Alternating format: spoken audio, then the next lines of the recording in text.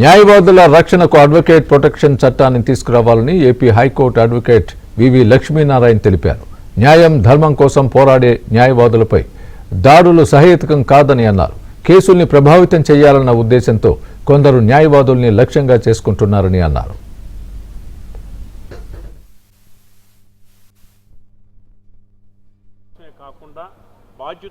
సామాజికమైన బాధ్యతాయుతంగా అట్లాగే ప్రజల పక్షాన్ని నిలబడుతూ న్యాయస్థానాల్లో న్యాయం కోసం పోరాడుతూ ధర్మం కోసం పోరాడుతున్నటువంటి న్యాయస్థానంలో మరి మేము ఏదైతే పోరాడుతున్నామో దానికి సంబంధించి మాకు కూడా ప్రొటెక్షన్ కావాల్సిన పరిస్థితి కొన్ని సంఘటనలు జరిగిన సందర్భంలో ఈరోజు మేమంతా కూడా మరి న్యాయస్థానంలో సంబంధించినటువంటి అడ్వకేట్ ప్రొటెక్షన్ యాక్ట్ అనేది కూడా మరి బిల్లు రూపంలో తయారు చేసి చట్ట రూపంలో తయారు చేయాలని చెప్పేసి ఈరోజు గౌరవమైనటువంటి మరి న్యాయశాఖ మంత్రి ఫరూక్ గారిని కలవడం జరిగింది.